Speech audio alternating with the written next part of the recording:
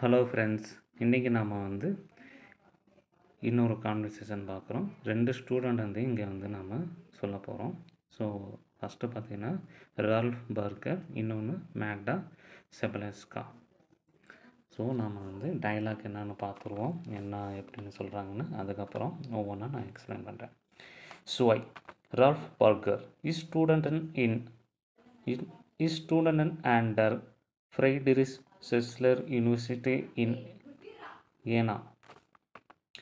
Das ist in Thüringen. Ralf studiert Deutsch und interkulturelle Communications. Ist im 8. Semester. Seine Freundin Magda Sablaska studiert auch Deutsch in 4. Semester. Magda ist aus Polen, aus Krakow. Ralf ist 26, Magda 23 Jahre alt. Magda spricht Polnisch, Deutsch und Russisch. Ralf spricht Englisch und ein bisschen Polnisch. So ஒவ்வொன்றா நம்ம இப்போ பார்ப்போம். ஜுவைனா second.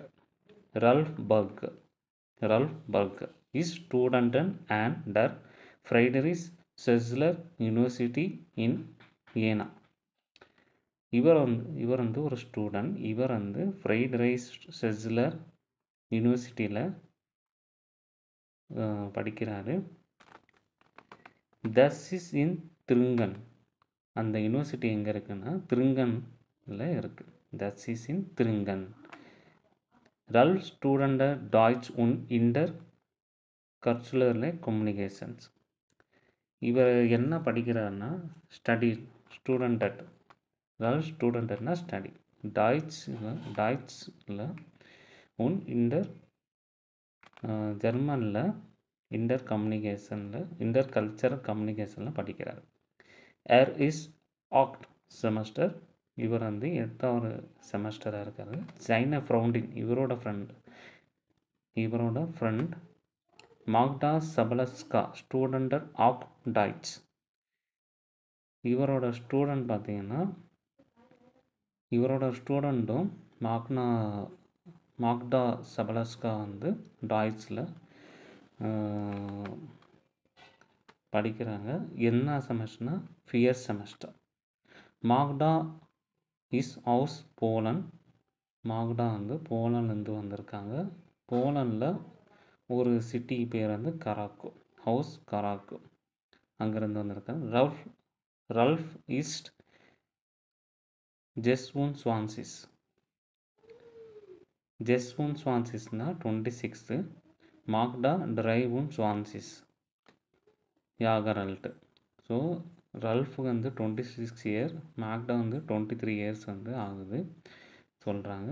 Magda ஸ்ப்ரைஸ் போல்னிஸ் Deutsch உன் ரூசஸ்.